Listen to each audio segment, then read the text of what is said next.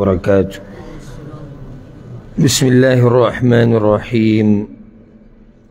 الحمد لله رب العالمين، والصلاة والسلام على أشرف الأنبياء والمرسلين نبينا محمد وعلى آله وصحبه أجمعين. أما بعد، دا الله رب العزت په توفیق او داغه په رحم او کرم سره من د تفسیر او د ترجمې په درسونو کې په نهمه سپاره کې د سورة الاعراف آیت نمبر یوسل ویختم ته رسېدلي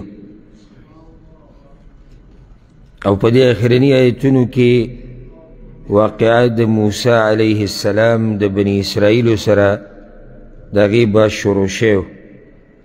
مخکې دا خبره و چې د موسی علیه السلام مقابله د فرعون سره او د فرعونیانو سره او دغه شان د جادوګرانو سره د هغې انجام سو او د فرعونیانو انجام سو.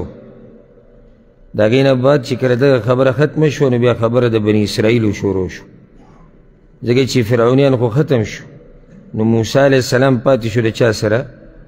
بني اسرائیلو سره. راغلی دی دپاره چې د بني اسرائیل د فرعون د ظلم نه راوباسي.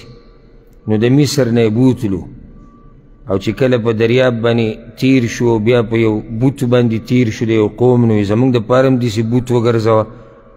نو موسی علیه السلام هغوی له زورنه ورکړه او دا یې ورته واضح کړو چې دا ستاسو بې وفایي ده د الله سره، الله د سره دومره ښه کړي دی او ستاسو دې کارونو ته وګوره. نو الله چې کوم ښه د هغوی سره کړي د هغې تذکره په د آخرني آیتونو کې ده. اوس په دې راروان یو څو آیتونو کې د هغه ملاقات بحث کېږي کوم چې د موسی علیه السلام سره شوی. موسی علیه السلام د الله سره شوی او د موسی علیه السلام د الله سره خبرې شوي دي، حقیقي خبرې ورسره الله کړي دي څنګه چې د الله د شان سره ښایي. او دا صفت د موسی علیه السلام خاص دی. وکلم الله موسی تکلیما. الله د نورو یو څو پیغمبرانو سره خبرې کړي او د سره ډېرې کړي دي. نو بني اسرائیل چې کله تور سینا په خوا کې آباد شول، د غر په خوا کې الله د هغوی دپاره یو شریعت نازل کو، ځکه چې صحیح د دوی خو د فرعون او د فرعونیانو نه نجات وموندو. اوس به دوی دا ژوند څنګه تېروي؟ د هغه ژوند د تېرولو دپاره رب العالمین غواړي چې دوی ته یو کتاب ورکړي.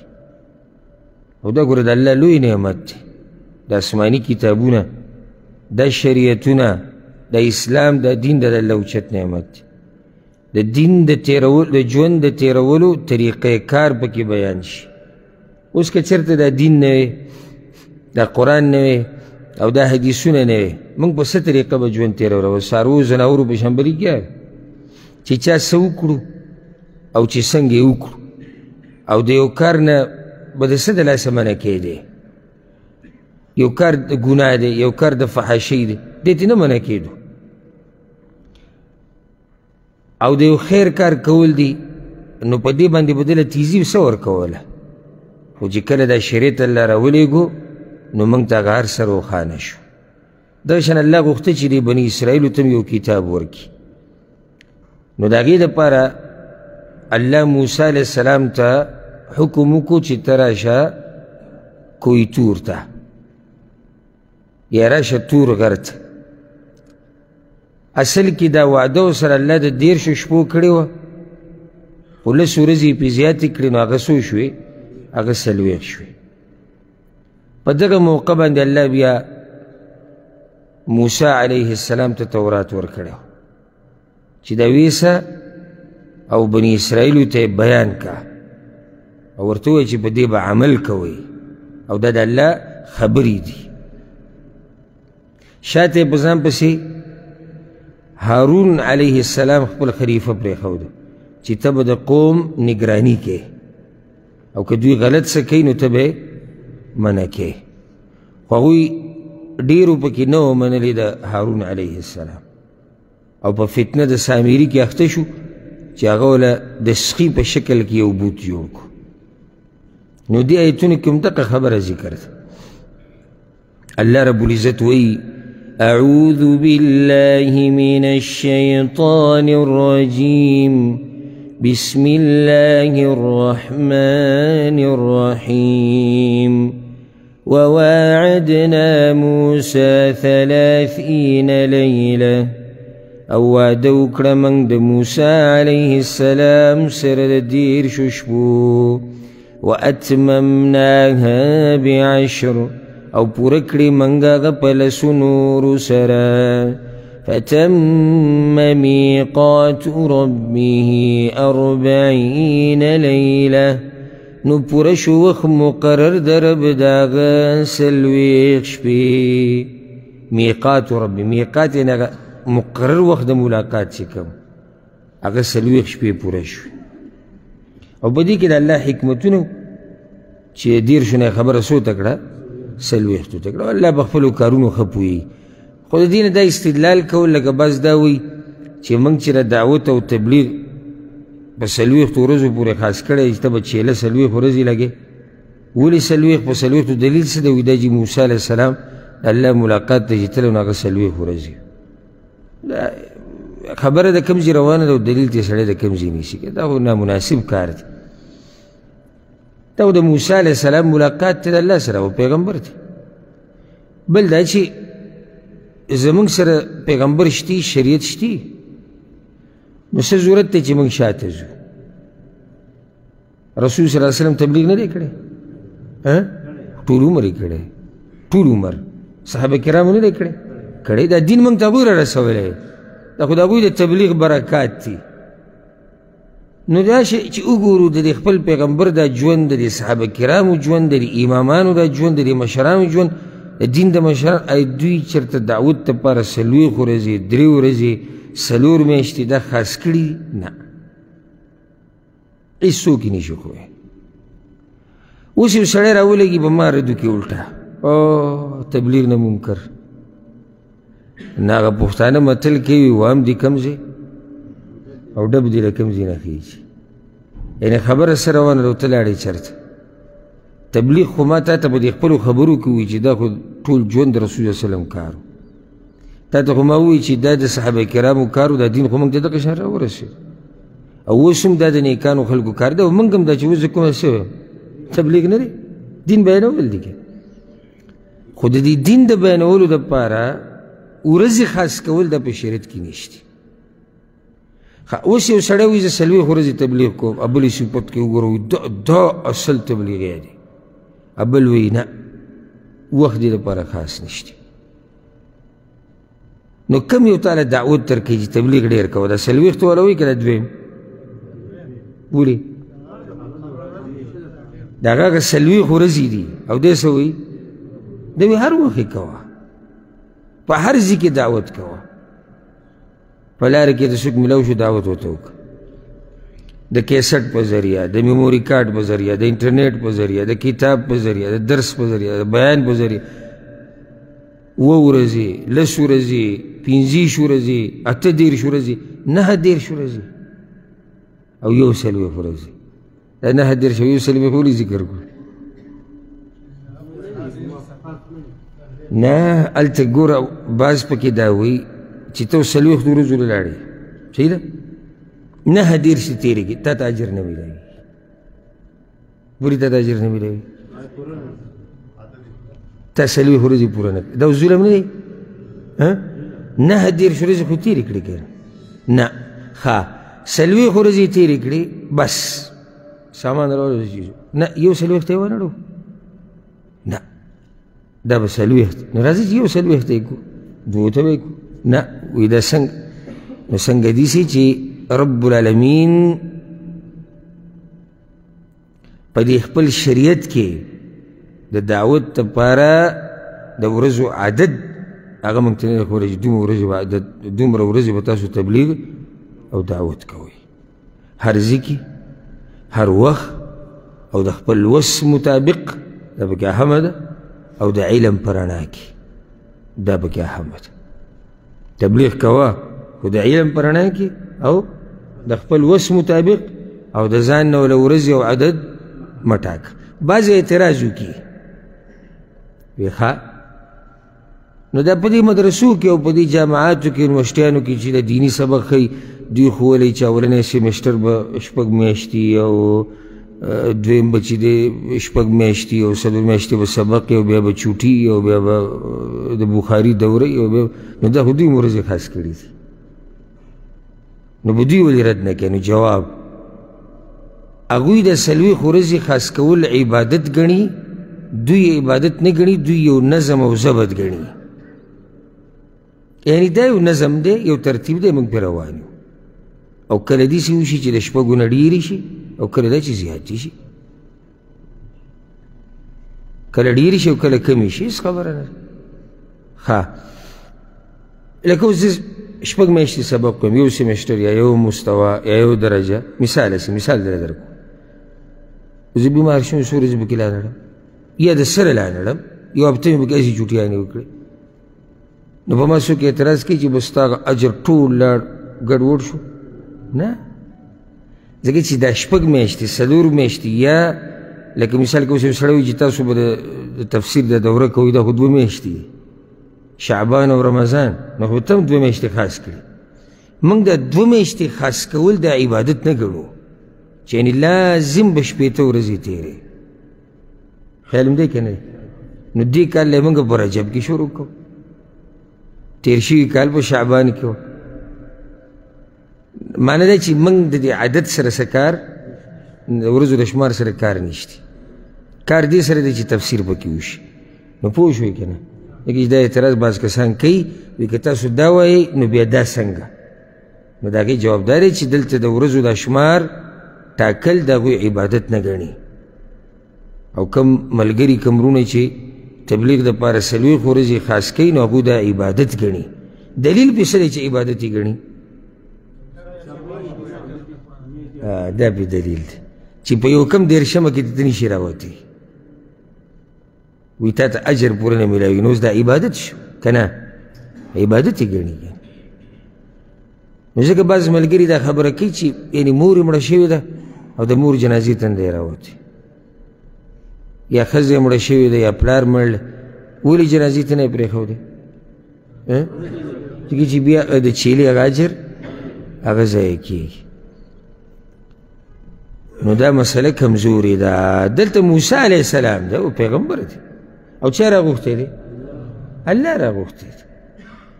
نو خو د الله په خبره عمل کوي. 4 ورځې هلته تېرې کړي دي یا 4 شپې، موږ د چا په طریقه عمل کوو چې 4 ورځو پورې وټاکو.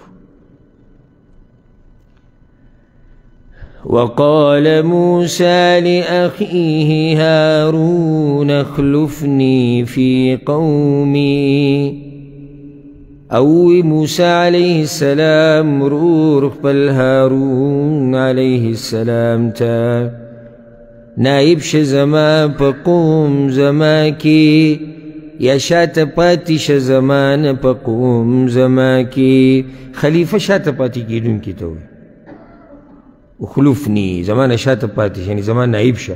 کوم څه چې زما په ذمه دي هغه اوس ستا په ذمه شو، کوم څه چې ما کول هغه به ته کړي. دې ته نائب وایي، دې ته خلیفه وایي. واصلح او اصلاح کوه د چا؟ د قوم. ولا تتبع سبيل المفسدين، او مروانیږه په لارې د فساد کوونکو پسې. یعنې که څوک پکې فسادي د هغه خبره به نه مني، ته به اصلاح کړي، ته به د قوم خیرخواهي کړي. او زه لاړ موسی علیه السلام. نو سورة طه کې دا خبره ده ذکر شوی چې د خپل وخت نه مخکې لاړ، یعنې کوم وخت چې ټاکلی شوی د هغې نه مخکې لاړ. نو الله دې تپوس وکړو ته خو مخکې راغلې، نو هغه ورته وعجلت الیک ربي لترضى، تقدیم وکړه یا الله چې ته راضي شي. نو په نیکیانو کې خلک تعدي کوي، نیکیانې خلک سبا بل سبا ته نه پرېږدي چېرې زه خیر دی. اوس په دې کې خیر دی چې سړی نیکي لیټ کوي؟ خیر دی. څه شي خیر دی؟ ته نیکي لیټ کوې سبا ته، سبا څه پته لګي، او د بل سبا څه پته لګي. نو موږ د تصویف او د سبا بل سبا موږ ډېر ګډوډ کړي یو. او عجیبه دا ده چې دنیا کې سبا بل سبا نه کوو، یعنې په دې ټیم کول غواړي. که دې ورته وایي چې سبا به وي، مړه وي سبا نن یې کوو، اوس یې کوو. یعنې دومره صبر نه کوي چې اوس مثال کې یو کس ته دوکانې دی او په ده پسې ګیراک راغی او د بندولو ټیم دی، ته ورته دوکان بند کړه، 11 بجې دي، سهار 6 بجې به په ده خرڅ کړي. بیا 11 بجې دي، سهار 6 بجې به په ده را سامان بیا خرڅ کړي. منځ کې 8 ګنټې دي، ډېر خو نه دي که نه مني؟ او چې د دین ورته ووایو بیا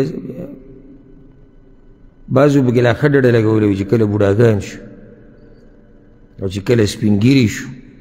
دا شرطونه د عباداتو لپاره څوک نه لګي.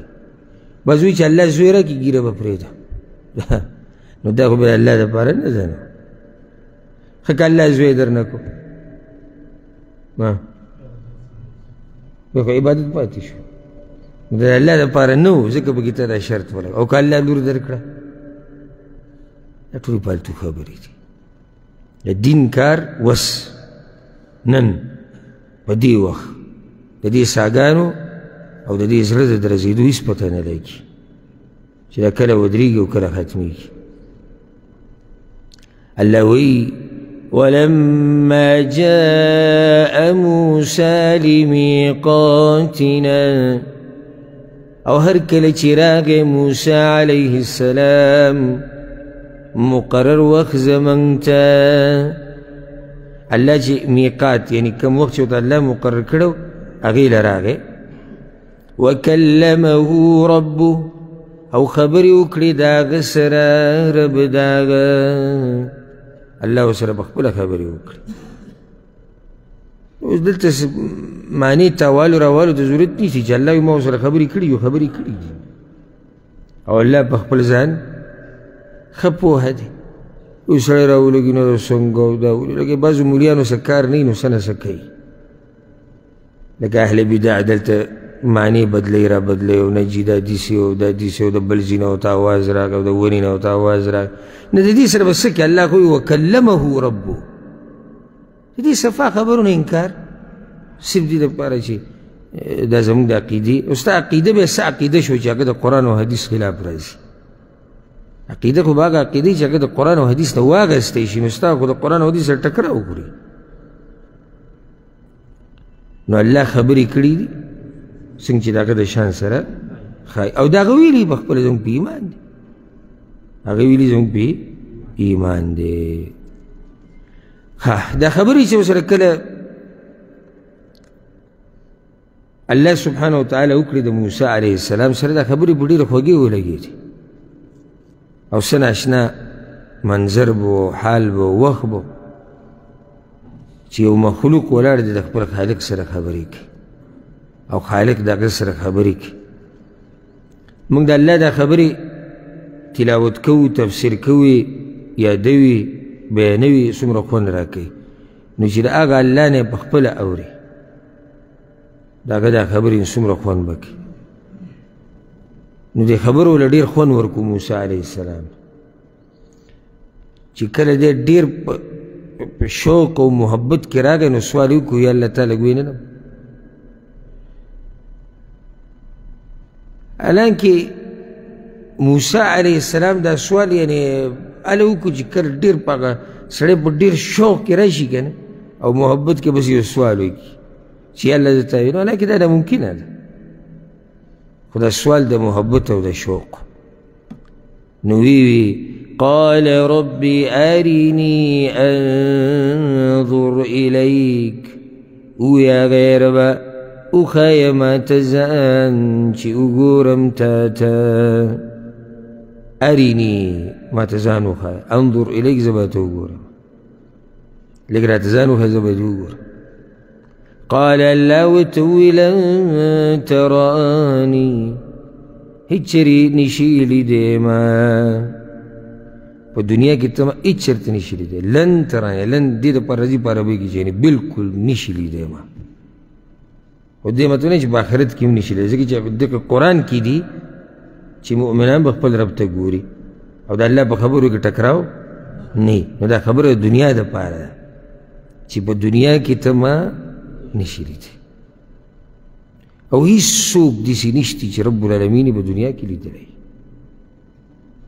په ویښه داسې څوک نشته چې الله سبحانه وتعالی په دنیا کې لیدلی. او زموږ رسول صلی الله علیه وسلم هغه هم نه دی لیدلی، ځکه عایشه رضی الله عنها وایي چې څوک دا وایي چې رسول صلی الله علیه وسلم د خپل رب دیدن کړی دی، د دروغ وایي او په الله باندې دروغ جوړ کړي دي. خبرې ورسره شوي د اسراء او معراج په شپه باندې چې الله بیا هلته 5 لمونځونه فرض کړو، خو خبرې ورسره نه دي، لیدل ورسره نه دي شوي، خبرې شوي دي. بیا دې کې دا بعض مولیان د الله نه چې نه یېرېږي او چې څه یې بیان کړو او الله راوغوښته او الله ورته وایي چې راشه زما سره په دې عرش کښېنه. دا لکه ته به وایې چې ډېر چېرته د یو انسان قصه بیانوي، حیا پکار دی انسان. د الله په باره کې به دومره خبره کوي چې څومره تا ته الله کړي یا د الله رسول کړي، بس هغې نه زیاتې به ګوتې نه وایي. او الله ورته وایي چې راشه، الله دی ورنږدې شو، الله ورته بعض وایي الله ورته خپل عرش پرېښه. نامناسب خبرې دي. د رسول صلی الله علیه وسلم مقام او شان هغه الحمدلله اوچت دی، په قرآن کې بیان شوی دی او په حدیثونو کې بیان شوی دی، واستا دې ډک وسلو بیانولو ته ضرورت نشته. ته د رسول صلی الله علیه وسلم شان اوچتې نو د هغې دپاره په الله باندې دروغ جوړې او بیا په رسول صلی الله علیه وسلم باندې دروغ جوړې. څه ضرورت دی چې موږ د دروغو قصې وکړو؟ ولې قرآن کې ځای په ځای د رسول صلی الله علیه وسلم شان نه دی بیان شوی، حدیثونو کې نه دی بیان شوی، صحیح حدیثونو کې. نو څه ضرورت دی چې زه دا الله ورته عرش پرېښه، الله ورته وایي راشه، الله د مدینې جومات ته راکوشو، والعیاذ بالله. ایوب پکې وایي الله د هغه جنازې ته راغلی، اورېدلي به مې الله وایي د رسول صلی الله علیه وسلم جنازې ته راغلی. ښه نو جنازه کې خو بخښنه غوښتې کېږي د الله نه، نو الله ولې راغلی؟ څه عقلي خبره که نه؟ نو دا ټولې خبرې به د نام نهاد مولانا چې کوم په منبر ناست دی دې دپاره کوي چې د نبي شان بیانوي. نو دا خو شان نه دی، دا ورته ګستاخي کوي، په هغه دروغ جوړوي. د شان د بیانولو دپاره موږ سره الحمدلله ډېر څه شته. اوس ته د نبي شان بیانوي او لګیا دی چې د الله په شان کې ګستاخي کوي، د مخلوق شان بیانوي او ګستاخي کوي د خالق په شان کې. د الله نه یره پکار ده. زه خو حیران شم دې بعضو دې مولیانو ته او قاریانو ته چې نوم او لیبل پې د مولا پروت دی او چې څه په زړه کې راشي هغه ووایي. دا اوس چې راتلمه یو کس راته د یو مولا بیان راولېږو نو هغه وایي چې سګرټ او دا شي نه وینه، وایي دا نشه نه ده، دا نشه نه ده. ولې؟ وایي نشې سره دماغ بندېږي او د سګرټو دې شنو سره دماغ ښه برابرېږي. دا مولانا صاحب وایي. زه به اوس یو عامي صاحب پوهه کړم چې لکه دا نشه ده ته ترې واوړه. اول خو دا مولوي صاحب پې پوهه کړم که نه چې ته ترې واوړه. یعنې عامي خو به زه باس ماس به ورسره وکړم، قرآن او حدیث دلیل به ورته ووایم او خبره باندې به پوه کړو. خو ده سره څه کوې؟ وایي دې سره دماغ برابرېږي چې ده ته په منبر بیانېږي چې د نشې سره دماغ برابرېږي. حالانکې چا چې دا نشه راویستي او څوک یې چې کوي او څوک یې چې خرڅوي هغه ټول دا مني چې دا دماغ خرابوي او بدن له نقصان ورکوي او دماغ کمزوری کوي. خو یار دلته لګیا دی وایي دې سره دماغ برابرېږي. حیران به شي چې دا د بعضو سره سړی وګوري، سړی چې دی ګوره به کوم طرف روان دی. نو یو 2-3 ورځې مخکې یو د علماو یو ګروپ ته پای کې یو عالم پاکستان کې د پنجاب د یو مولا خطبه راولېږله دغه چې شروع کړي دا بیان ولېږه خطبه نه وه او غریب یې راکاږي او الحمد بألوهية ربوبية والكمال والشجاعة والنزارة والكلام أولية دا وتم پتن جایزه سوی خو په خوږ اواز کې لګیا او د عربي خو بیخ بنیاد ویستلی پختې علما ترې کړي دي خو لګیا دی په خوږ اواز او چې ختم یې کړي 9 منټه هغه دا قصه کړې ده چې ختم یې کړو دا سبحان الله څه ناشنا علم ولوی الله ورکړی نو ته دې پوه دا علم و او خوږ اواز کې لګیا ته دې څه پوهوې زه اوس تاسو ته په خوږ اواز کې د عربي عبارت ویم تاسو څه پته لګي چا ته چې قرآن نه یاد چې ده څه وو او صفتونه شو یو سم تکړه مولا ته د مولا پته لګي چې تکړه وګوره کمزوره نو په دې قصو باندې او په دې خوږو اوازونو باندې د عوام د دوکه کېږي او دوی راټینګ کړي په دې دي نو د الله نه یره پکار ده د رب العالمین دیدن په دنیا کې په ویښه دا نشي کېدی ها آخرت کې به کېږي الله دې موږ ته نصیب کړي او دنیا کې یو وجه دا ده چې نشي کېدی د انسانانو د بندګانو په بدن کې دومره طاقت نشتی چې هغه نور د الله د هغې تجلي برداشت کړي د بدن کې د کمزوري بدن کې د طاقت نشتی ځکه ګوره الله چې کله موسی علیه السلام ته وایي چې ته ما نشي لیدی نو ګوره د ډېر وضاحت دپاره ورته دا خبره ښیي یعنې چا زړه کې سوال پاتې نشي ولې نشي لیدی نو واوره ولكن انظر إلى الجبل مگر وګوره د غر طرف ته فإن استقر مكانه فسوف تراني بس کټینګ شو دا غر په خپل ځای باندې نو زر ده چې وبه وینې ما لره دا اوس وضاحت د کومې خبرې وضاحت چې ته ما نشي لیدی ولې راشه وګوره دې غر ته ګوره غر زورور دی که موسی علیه السلام غر زورور غر لوی مخلوق دی هغه غر چې هغه الله میخونه ګرځولي دي د ځمکې دپاره د ځمکې پرې راټینګه کړې ده او دا چې څومره ته بره یې نه که نه په ځمکه د پاسه دومره دا په ځمکه کې دننه یي نو دې غر ته ګوره که دا غر په خپل ځای ودرېد ته ما ویلي فلما تجلى ربه للجبل نو هر کله چې راښکاره شو رب د هغه غر ته تجلی راښکاره شو د الله د نور یو تجلی راښکاره شو الله تجلی وکړه کوم طرف ته غر طرف ته جعله دکا وی ګرځو هغه زره زره هغه غر ټول زره زره شو ودوړېد ختم شو ځکه چې دا طاقت په دې غر کې نشتی چې دا تجلی برداشت کړي وخر موسی صعقا او پریوتو موسی علیه السلام بیهوشه په هغه یې داسې اثر وکړو چې هغه بیهوشه شو نو جنت کې چې هم کله الله مؤمنانو ته راښکاره شي په دوی به بېهوشي راځي آخرت کې به هم بېهوشي راځي او ځکه حدیث کې راځي چې یعنې موسی علیه السلام باندې بېهوشي نه راځي نو رسول الله وسلم وایي چې دا اوس ما ته پته نشي چې هغه بېهوشي د تېره کړې ده ځکه پرې نه راځي او که نه بلکل یا پرې راغلی ده او د نورو نه مخکې په هوش کې راغلی دی او دلته یې بېهوشي تېره کړې ده نو هلته پرې نه راځي فلما افاقوا نو هر کله چې را بیدار شو قال وی سبحانك تبت الیک پاکی د تا لره توبه وباسم تا ته ولې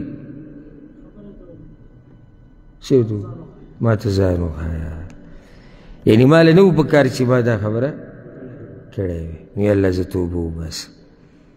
هسې دا نیکان خلک نه یعنې دا خبره اوس هغه ته ګناه ښکاري یعنې چې ما ولې دا ووایي او موږ ته ګناه نه ښکاري. او عجیبه دا ده چې کله درته ګناه نیکي ښکاره شي او دا د نیکانو خلکو حال دی.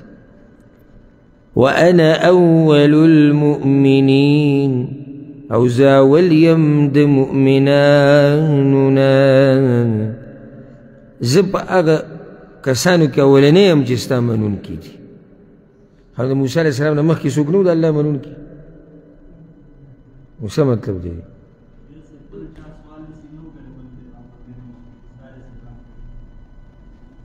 نه وایي چې زه اولنی ستا د منونکو نه یم. چا دلته څه جواب ووایي صحیح و خو پته چې بارک الله فیک د قوم مشر دی. نبی رسول د قوم مشر دی. په قوم کې اولنی منونکی دی د الله. په امت کې اولنی منونکی دی د الله. د امت سردار دی که الله ورته ووایي دغه ټیم کې قال ووایي الله یا موسی ای موسی. څه ناشنا خلک و چې الله یې نوم اخلي او هغه په خپله اورېدلی ده یا موسی. کله د دیندارو خلکو ته چې یو دینداره سړی عالم اواز وکړي دا هغه یو فخر ګڼي یاره ما ته اواز وکړو په دې دومره خلکو. او دا دنیادار چې کله چې دنیا والا ورته اواز وکړي ډېر مالداره او یا چې غټې عهدې والا نو بیا د ده نه ځان ورکي. نو سم خیال دی چې کله مخلوق ته خالق آواز وکړي او د هغه نوم والي څومره اوچت خلک يقول الله يا موسى إني اصطفيتك على الناس يقينا ما تغور كري بخلق باندي برسالاتي وبكلامي فبيغامات خفلو سرا وبخبرو خفلو سرا تردي خلقو نغوري ولي غوري زما پیغامات برسي او ما د سره خبرې وکړو تا را سره خبرې وکړه. رساله پیغام ته وایي. رساله څه ته وایي؟ پیغام ته. او رسول ته ځکه پیغمبر ویلی کېږي پیغام رسوونکی. نو یو ورځ یو کس ما ته دا وایي چې یاره ته د بیانونه کې بیا راته بل عالم ته مې دا قصې ذکر کړل هغوی ما به نیم چا دا اعتراض کړی ته دا پیغمبر ټکوي مو وایي. ما څه وایي رسول وایي. ما رسول څه معنا وایي پیغام رسوونکی. نو پیغام رسوونکی څه پیغمبر نه شو. او دا یو نیم سړی قسم یې خوړلی چې زه به څه نه څه خو به درله زه راوباسم هسې به یې نه پرېږدم چې راغلی د کور نه په دې نیت نو ده ته چې بیا څه میلاو نه شي نو دی به کې بیا دا م ووایي چې حدیث یې ولې وکتو وایي ښی طرف ته ولې نه کتو ښی طرف د کس نه غوره نه دی. مخکې ما چې اوله کې دا درسونه شروع کړو نو په هغه وخت کې داسې دغه ابتدایي ورځې او یو څو ورځې هغه ټیپونه چلېدو بیا دغه هغه دور ختم شو خو لا یو څو ورځې یې وې. نو بس یو ملګری زمونږ ډېر نیک عمله و الله دې وبخښي وفات شوی هغه به دا ټیپ ایښود او کیسټ به یې ریکارډ کوه. یو کس یو څو ورځې درس ته راغی بیا راتو بیا ما ملګرو ته ووایي ما دغې په هغو کې کسان لږ نو ما به معلومات د ټولو کول. اوس هم الحمدلله زه معلومات کوم د هر چا تپوس کو نوي کله راځي ولې نه راځي بل ملګري ته هم پلانی نشته. نو هغه کسانو ته بیا تپوس کړی دی نو هغه سره خو نور څه نه و اوس اعتراض خو نشي کولی چې یاره د ده په درس کې دا خبره ده ځکه زه نه ورځم. نو بیا دغه مجلس ته زه نه ورځم ولې وایي په هغې کې تاسو ټیپ په میز له پاسه ایښودئ او قرآنونه لاندې. داسې محترم او باادب راغلی دا د ادب دا بوجۍ چې تاسو ټیپ بری ښودی دی قرآنونه لاندې دي د ده له اوس څه جواب ورکړي خلک وایي که نه ده له اوس یو کیلی ورکړه ده ته اوس خو داسې هغه تش هغه بانه دی که نور څه میلاو نه شو نو تاسو ټیپ بری ښودی نو که ته دا حساب شروع کړې بیا دا پنکې بره نه وي دا لیټونه دا چت دا ستنې دا ډډه چې ورته لګوي دا ځایونه او دا انسانان چې کله ودرېږي نو بیا خو د یو قصه ټول اړیته خړیته کړه خو داسې څه ورته میلاو نه شي نو بیا دا اعتراض وکړو چې زه نه درځم ځکه چې ستاسو دا استاذ دا بېادبه دی ده ته ټیپ په میز له پاسه پروت وي نو هغه د قرآنونو نه بری ځکه یو کس ماته وایي دا ته پیغمبر ټکی نو ما پیغمبر څه ته وایي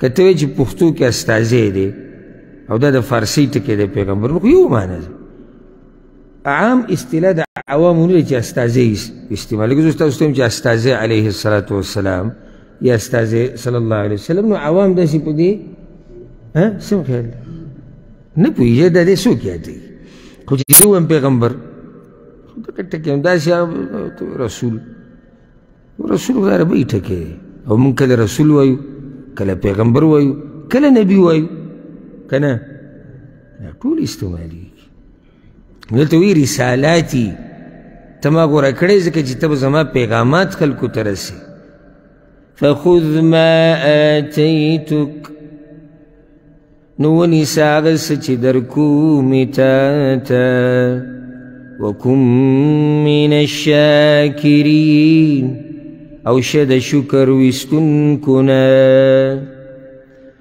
فخذ ما آتیتک یو خو هغه وحي واله کومه چې زه تاله درکوم او دویم کار څه وکړه شکر ادا کړه شکر په څه ادا کوه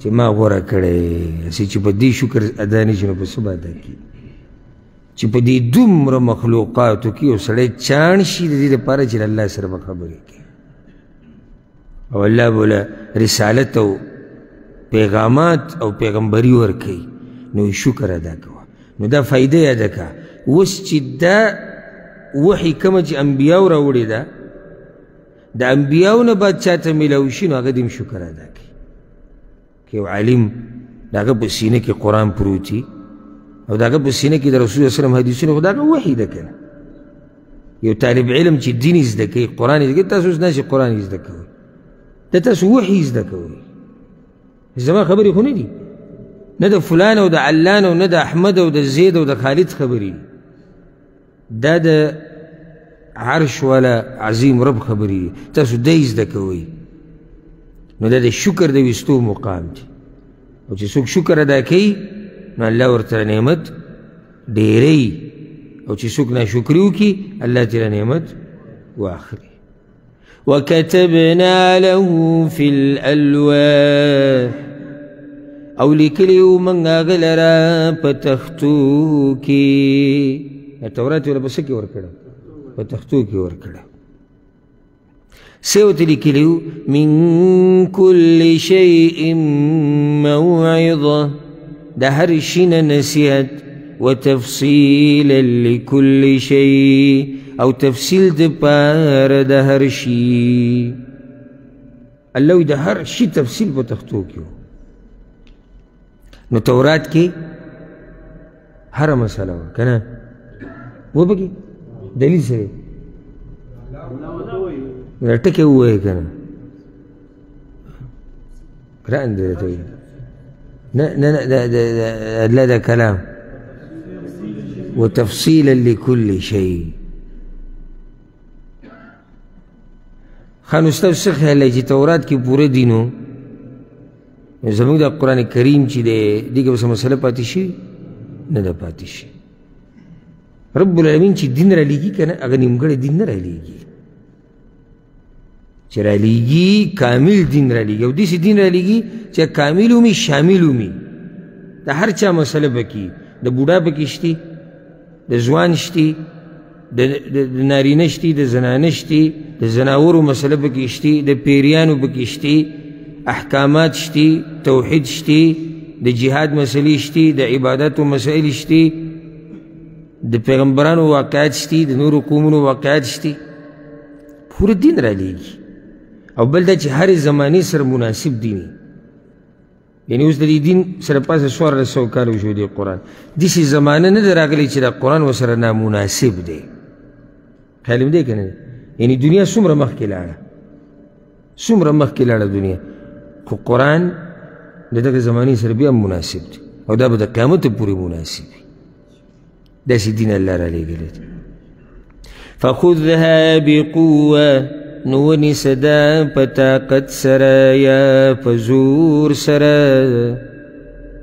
څه مطلب دی رایې کږه مضبوط عمل پرې وکړه دا د عربۍ کې دا استعمالېږي ښه چې کله ته څوک وایي چې دا شی واله په طاقت سره یا مطلب دی چې وایله عمل پرې وکړه موږ وایو که نه دا پلانې شی مضبوط ونیسه زما دا خبره ګوره مضبوطه ونیسه څه مطلب مضبوطه ونیسه یعنې مضبوط عمل پرې وکړه دا ورته ووایه الله سبحانه وتعالی ورته دا ووایي وأمر قومك يأخذوا بأحسنها او امر کوه خپل قوم ته چې ونیسي دا په ښایسته طریقې سره بني اسرائیلو ته م ووایه چې په دې کتاب باندې عمل وکړي په ښایسته طریقې سره سأریکم دار الفاسقین زر ده چې وبښیم تاسو ته کور د نافرمانو د نافرمانو بس په دې شروع ځکه چې کتاب یې ورکړو که نه او چې کتاب میلاو شو نو خلک به په څو ډلو کې تقسیمیږي په دوو کې کم کم منونکي او نافرمانه نو بس ته نافرمانو اوس الله رب العزت ګوره یو بله خبره بیانوي د تکبر او د غرور انجام بیانوي سوال دا دی چې دلته د تکبر او د غرور څه مناسب بارک الله فیک نافرمانی د الله کول دا څه دی تکبر دی نو د متکبرینو انجام واورئ سأصرف عن آياتي الذين يتكبرون زرد چې وبګرځوم د آیتونو خپلو نه هغه کسان چې لویي کوي فی الارض په ځمکه کې بغیر الحق په ناحقه سره دا خلک به تیزه وګرځوم او دا غټ عذاب دی د الله چې تا بند کړي د خپلو آیتونو نه او تا بند کړي د دیندارۍ زه دا خبره ډېره تاسو ته کوم او بیا به یم کوم چې ګوره د یېرې خبره دا ده چې یو سړی یو کار کوي د دین او بیا ترې پاتې شي ځکه چې مؤمن خو دې سوچ کې لاړ شي چې څه چل آخر ځکه دا خو ما کوو خو ما له اوس څه چل وشو چې نیکو دینداره شو ډېر ایمان یې زیات شو ایمان یې زیات شو ځکه یې پرېښو ایمان یې کم شو ځکه ترې پاتې شو ایمان چې ډېر شوی دی به د رشته حال نه هم ښه شوی خو دی چې رشته حال نه هم راکوز شو نو پوه شي چې ایمان یې کمزوری شوی دا د یېرې خبره نو الله وایي د متکبرین د دوی سزا دا دی چې زه دوی د خپلو آیتونو نه ګرځوم توفیق ورنه ورکوم په هغه باندې عمل کول ولې الله چا سره ظلم نه کوي وإن يروا كل آية لا يؤمنوا بها او کوینی دوی هر دلیل یا هر نخه ایمان راوړي پاغي باندې وإن يروا سبيل الرشد لا يتخذوه سبيلا او کوینی لار د هدایت نو ننیسي هغه لاره د هدایت لار نه رانیسي وإن يروا سبيل الغي يتخذوه سبيلا او کوینی دوی لار د ګمراهۍ نو نیسي هغه لاره د ګمراهۍ نه خپله لاره جوړوي خو د هدایت نه خپله لار نه جوړوي ځکه الله اړوي د څه نه د آیتونو نه سأصرف عن آیاتي نو الله خو سره ظلم نه دی کړی او که به خپله بیماري دی ذلک دا په دې وجه بأنهم كذبوا بآياتنا چې دوی به دروغجن ګڼل آیتونه زما وكانوا عنها غافلين او دوی د هغې نه بې پروا. انجام د دې خلکو ګوره والذين كذبوا بآياتنا ولقاء الآخرة او هغه کسان چې دروغجنې ګڼل آیتونه زموږ او ملاقات د آخرت. څه مطلب د ملاقات د آخرت؟ د آخرت ورځ. د آخرت کې چا سره ملاقات کیږي؟ صرف الله سره؟ اعمالو سره، الله سره، د نیکانو مؤمنانو سره، او د مجرمانو سره په جهنم کې. نو دغه د ملاقاتونو ورځ ده. حبطت أعمالهم برباد شو عملنا ددوي هل يجزون إلا ما كانوا يعملون.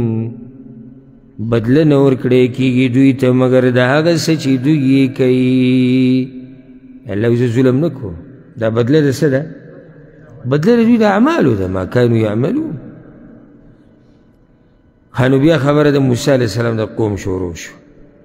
واتخذ قوم موسی من بعده او جوړ کو قوم د موسی علیه السلام وروستو د تلو د هغه من حلیهم د کالي د هغوی نه یا د کالو د هغوی نه عجلا جسدا له خوار سخی یو جثه وه چې هغې لره اواز و خوار د غواغ اواز ته و.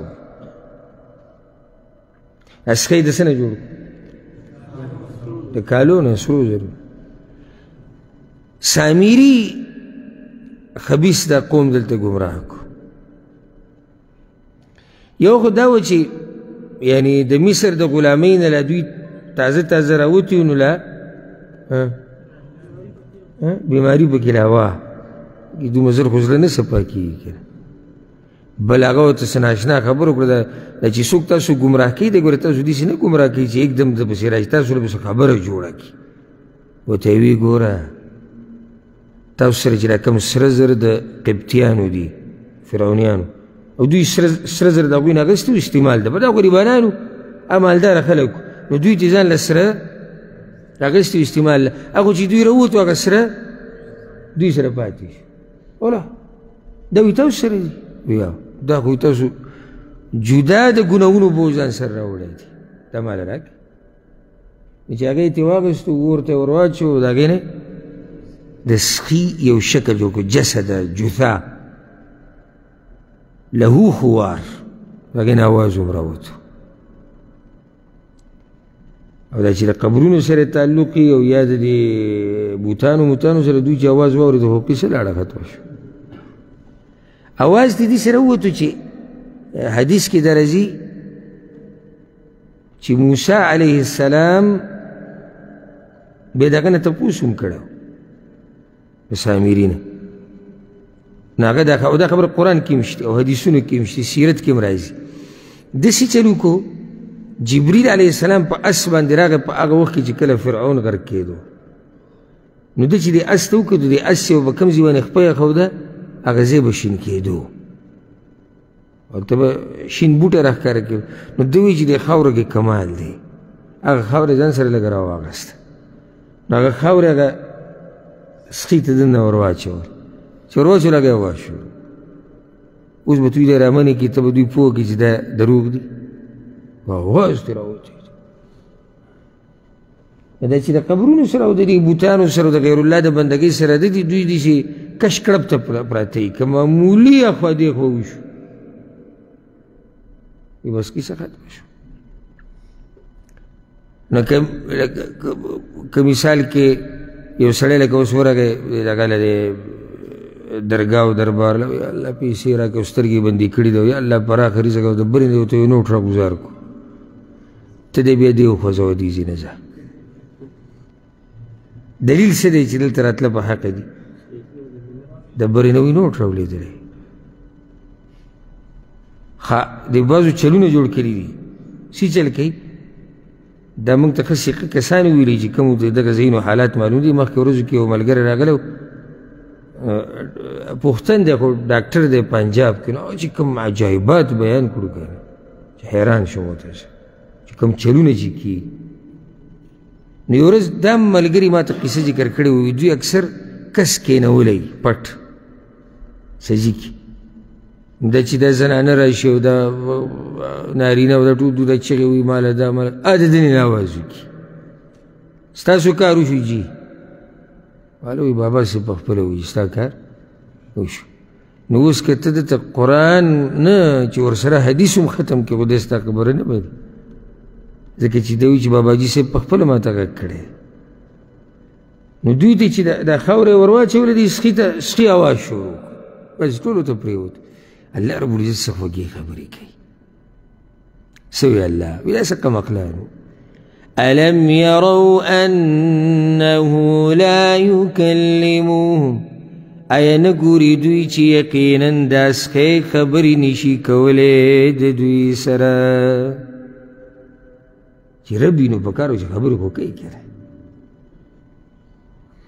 نه د دوی خبرې اورېدی شي لکه سورت طه کې دي نه دوی له جواب ورکولی شي نه دوی لیدی شي نو اوس دا څنګه رب دی چې نه اوري نه ویني او نه خبرې کولی شي لکه اوس موږ الله ته چغې وو فریاد وکړو الله یې واوري که او موږ ویني خبرې کړي دي موږ ته دا یې راغلي دي موسی علیه السلام سره یې خبرې کړي نورو سره یې کړي نو دا اوس څنګه دوی دې سکي ته پراته دي الله وایي چې ګوري نه چې دی ورسره خبرې نه کوي خو قمقلان دي که ألم يروا أنه لا يكلمه دوی نه ګوري چې دی ورسره خبرې نه کوي ولا يهديهم سبيلا او نه ښودلی شي دوی ته نیغه لاره د رب به دا شاني چې هغه به نیغه لار ښیي نسخې به دوی ته نیغه لار وښیي هغو چې دوی ورسره څه وکړو یو غریب خپل ځان دفاع نشي کولی مخکې مې یو ویډیو کته په انډیا کې زاړه بوتان یې راغستي وو هغه یې غورځولي وو ندۍ ته وایي دا زاړه شوي دي نوي ولګول عقل کم ځای کې وایي دا چې زاړه شوي دي او څنګه چلې ورسره وکړو په پول ګاډی به پول ودرو او د هغې نه یې راګوزار کړو دا کړسا جوړه وه دا ټول ماتېدو او بیا جي په مندر کې نوی سیسټم ولګېد بل بوت یې راوړلو یو هغې له هم رنګ ورکړو یو هغې له هم دغه شونډ جوړ کړو اوږده یو هغې ته پراته شو شکر وباسئ چې الله تاسو ته د اسلام او د توحید د عقیده نصیب کړې په اسلام کې بیا د اسلام دعوه کوونکي خو ډېر دي او چې په هغې کې تا ته بیا د توحید عقیده نصیب کړې ده او د دې خزعبلاتو او د دې ډکوسلونه الله ته ساتلی په دې شکر وباسئ او دا لویه خزانه ده چې الله تعالی درکړې ده لویه خزانه اگر که فقیر که ملنګ که بیمار او که هر څه خو دا چې کومه خزانه الله تعالی درکړې ده که نه څه غټه خزانه یې دله درکړې اتخذوه وكانوا ظالمين ونیو دوی سخی او دوی ظالمان الله وی دوی د سخي بندګي کول او دوی څه دوی ظالمانو په دې باندې به اکتفا وکړو او انشاءالله روان درس کې به د 109 نه شروع کوو چې موسی علیه السلام چې راغی نو د دې سخي سره یې څه چل وکړو او دې قوم ته هغه څه خطاب وکړو ورور ته یې څه ووایي الله دې موږ پوه کړي په قرآن باندې او انشاءالله ډېرې ورځې نه دي بس صرف تقریبا 14 ورځې پاتې دي چې دغه شان دا څنګه چې نن موږ دا وضاحتونه کول دا به د پوره قرآن شروع کوو انشاءالله دا اول سر نه د آخرني سره پورې من الجنة والناس باندې به ودرو که ژوندي وو نو دا غټه موقع ده د دې لپاره که سړی خوب خراب کی دنیا خراب کی مال ته نقصان ورسی وخت ته نقصان ورسی دا نقصان نه دی دا وخت قیمتي کولی د الله کلام پوره اورېده سره د ترجمې سره د تفسیر دا ډېرو لږو خلکو ته نصیب کېږي نو الله سبحانه وتعالى دي من دي قرآن سره تړلي وساتي. هذا والله أعلم، وصلى الله وسلم على نبينا محمد وعلى آله وصحبه أجمعين.